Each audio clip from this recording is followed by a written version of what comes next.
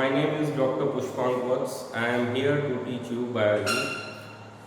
In my classes, various topics of biology will be discussed related to NEET as well as CBSE, Board and Class 11th.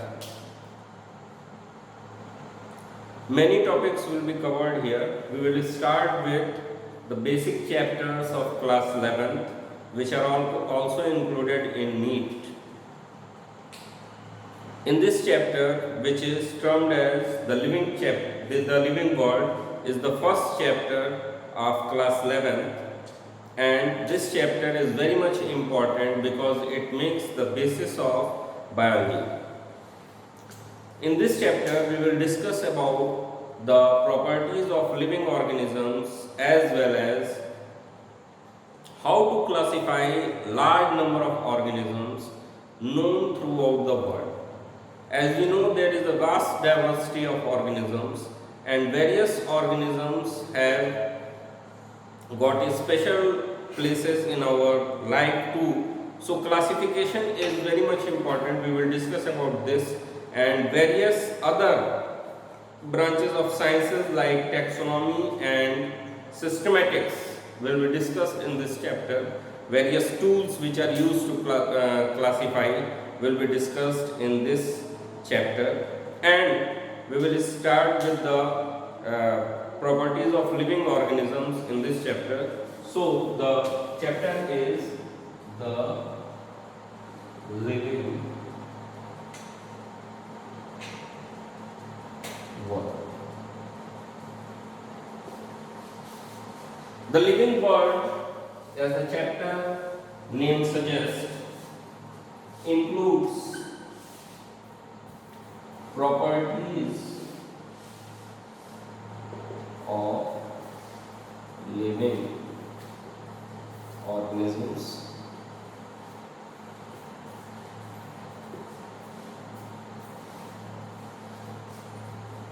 taxonomy and systematics,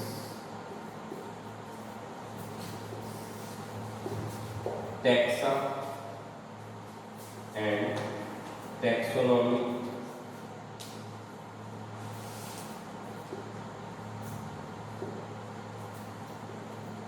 hierarchy. So we will start with the properties of living organisms.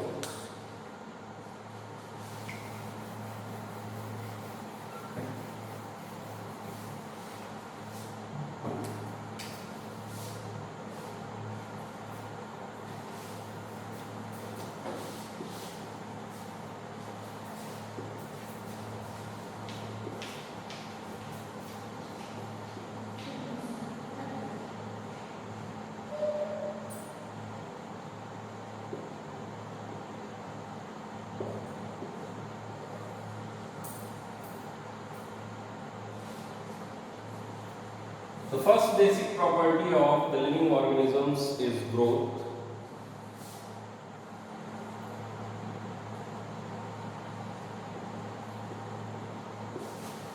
Growth can be in number and size, oblique mass. So when we talk of growth, growth is a very common term which we all know, and a living organism grows as well as non-living organism also grow. How we will say this? A living organism grows, for example, an embryo grows into a child.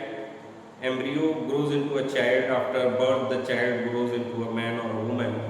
So it is the growth of the organism from a single cell, single fertilized zygote to a multicellular full grown human being, which can further reproduce to produce offspring.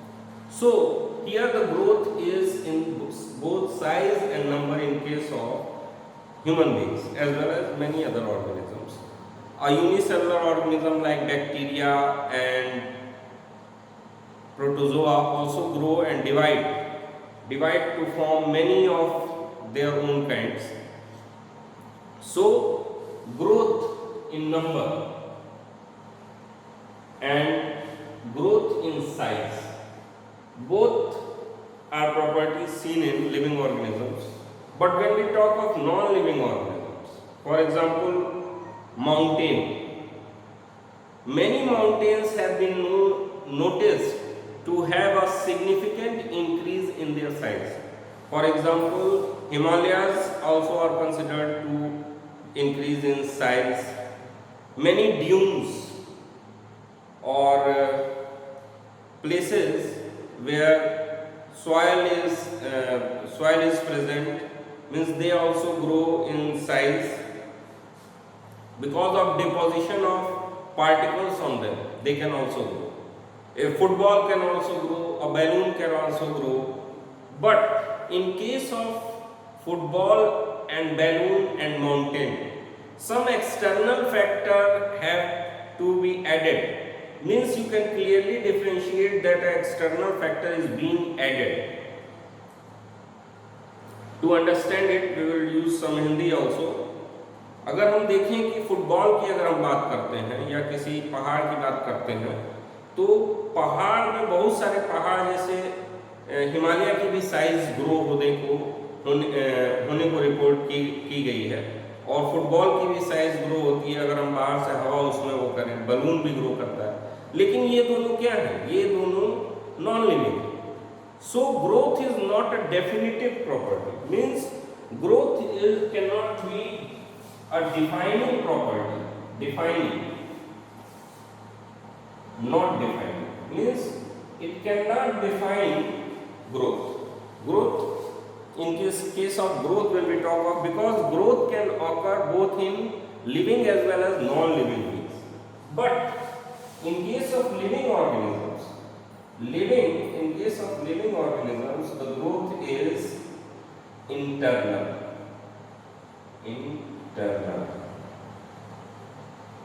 But in case of non-living organisms,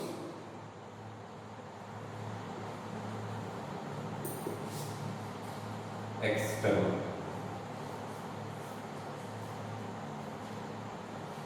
Means in non-living organisms, some external factor has to be directly given to make growth possible.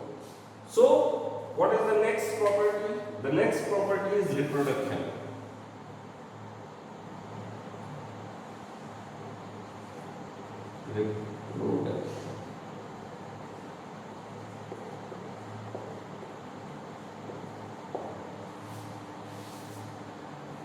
When we talk of reproduction, there are two kinds of reproduction, that is asexual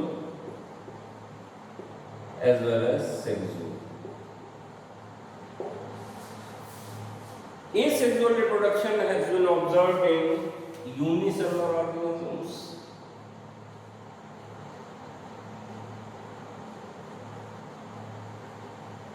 and some lower organisms.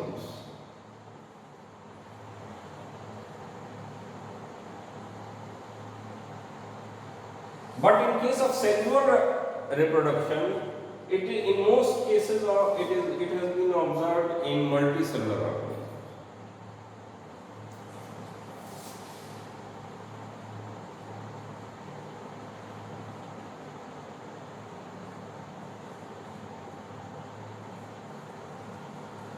But also present in some unicellular also.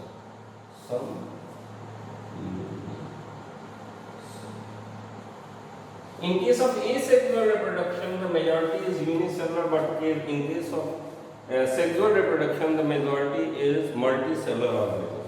Now we mainly focus on the property that reproduction, whether it is the defining property of non-living or living.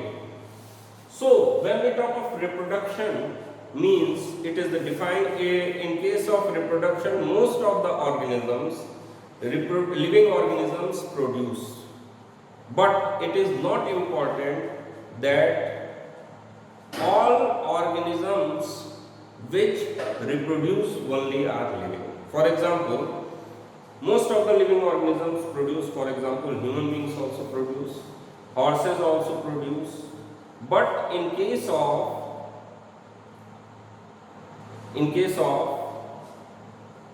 some the organisms which have not got the property of reproduction are also considered to be living in few cases. For example, mules. In Hindi we call it khachar. Mules have not got the property of reproduction. They can't reproduce. वो प्रजनन नहीं कर सकते हैं, लेकिन फिर भी वो लिविंग है. खच्चर लिविंग ऑर्गेनिजम्स में है. इसका मतलब कि कोई ज़रूरी नहीं है कि जो ऑर्गेनिजम्स रिप्रोड्यूस करें केवल वही लिविंग हो. तो फिर again reproduction is also not defining.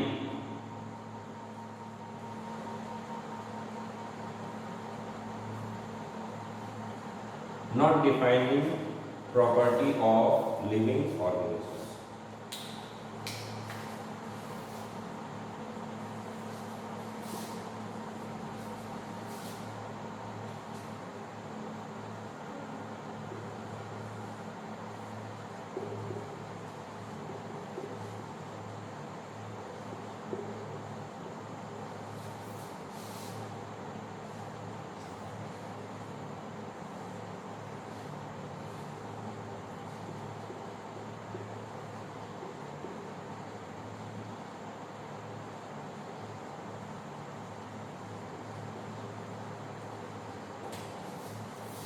Now the third is metabolism. Metabolism is the sum total of all the chemical reactions occurring inside a living organism. When we talk of metabolism, the metabolism can be divided into catabolism and anabolism. Catabolism is energy producing reaction, and anabolism is energy requiring. Producing. Example, respiration.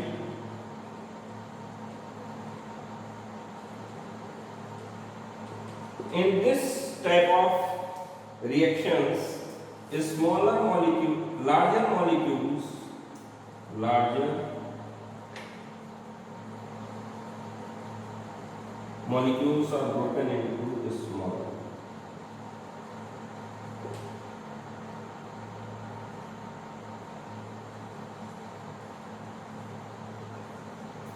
To produce energy. Now when we talk of anabolism is energy requiring.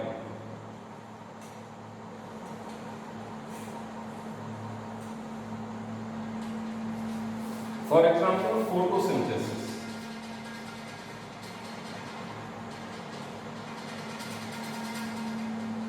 Photosynthesis is an energy requiring process in which the sun energy is required. In presence of chlorophyll, it converts smaller molecules like CO2 and H2O into larger molecules like various sugars.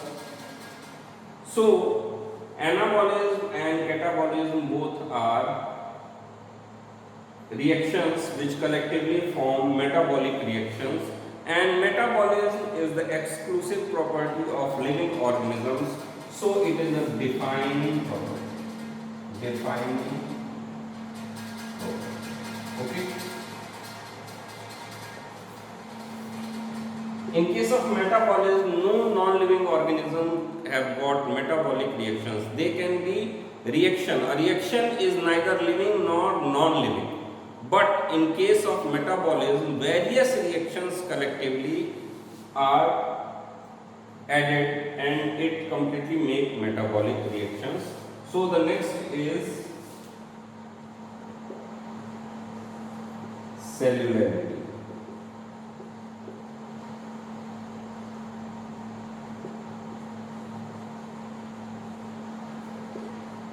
When we talk of cellularity,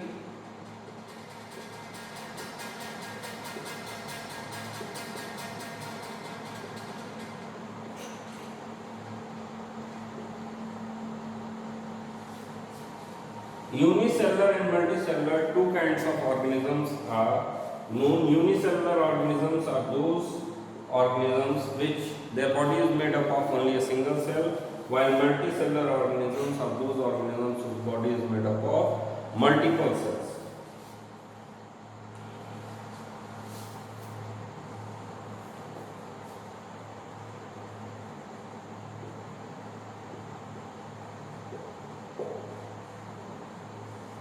Now, the next property is adaptation. Adaptation can be short term and long term. Short term adaptations include hibernation and estivation, while long term adaptations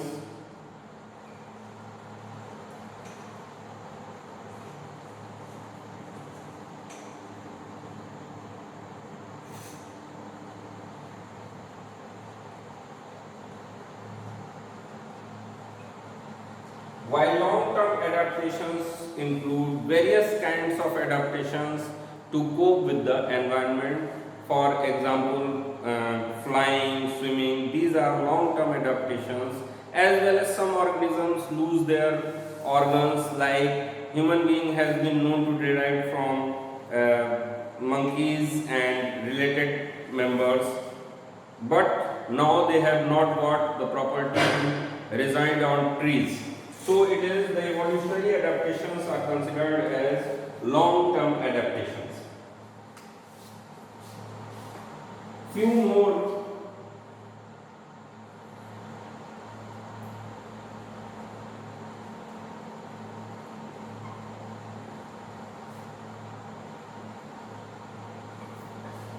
thermoregulation is also a property of living organism.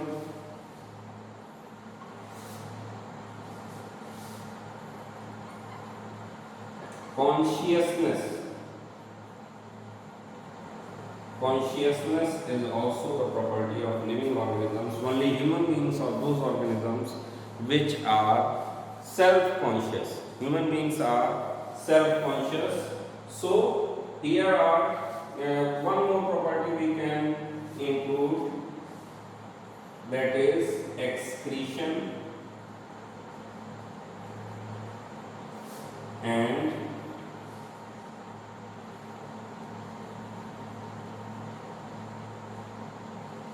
excretion is also exclusive property. Only human beings are self-conscious. What is consciousness? Consciousness is the property to be aware of the environment. Be aware. Be aware of the environment.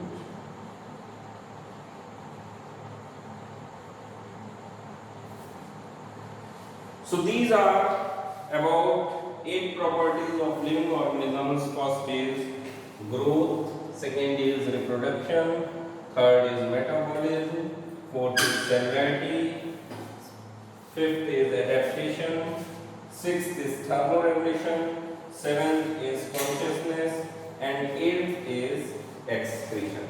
So collectively all these properties should be present with living organisms. Some properties are defining, while the other properties are not defining properties.